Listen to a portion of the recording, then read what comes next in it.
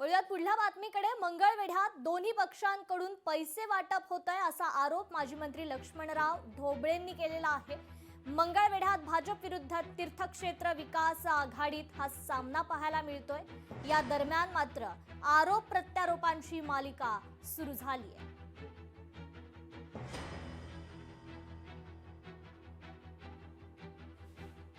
येताळा भगत सारखा प्राध्यापक 6,000चा रेट काढून स्वतःच्या खिशात हात घालून कष्टाचा पैसा लोकशाही जतन करण्यासाठी वापरतो आहे।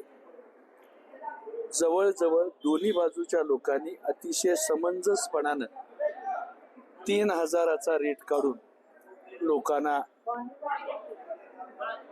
दामाजी पंताचं दर्शन देऊन मत लाख मोलाचं मत मागतायत। परंतु त्याचबरोबर 3,000च्या पुढं कुणी 4,000, कुणी 7,000, कुणी 5,000, कुणी 6,000 असे पैसे वाटलेले आहेत।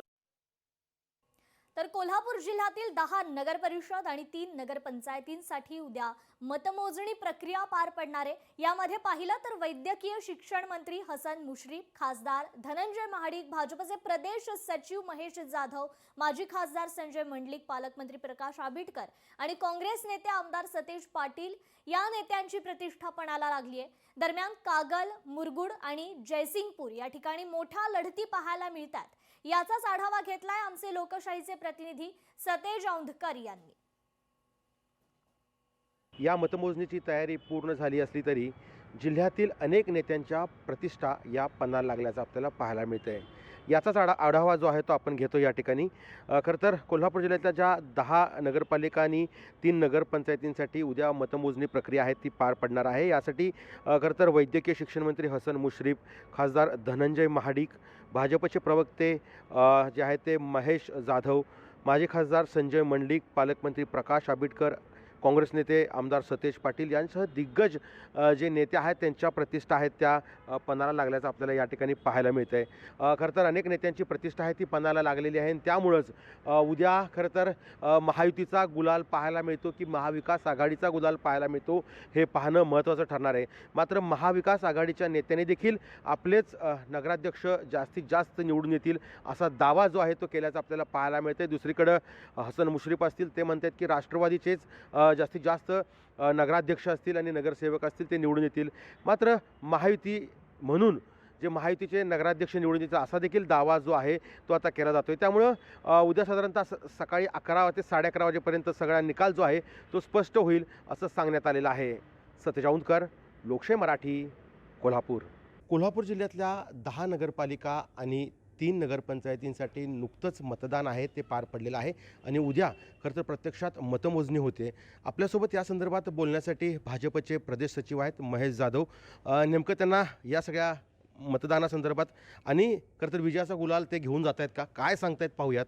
निश्चित महाराष्ट्रामध्ये भाजपा, शिवसेना, राष्ट्रवादी महायुतीचं सरकार सर्व स्थानिक स्वराज्य संस्थेमध्ये येईल आणि कोल्हापूर जिल्ह्याच्या बाबतीत बोलायचं झालं तर 10 नगरपालिका आणि 3 नगरपरिषदा या 13 ठिकाणी जवळपास 8 ठिकाणी भाजपा महायुतीचेच नगराध्यक्ष होतील यामध्ये कुठलीही आम्हाला शंका नाही।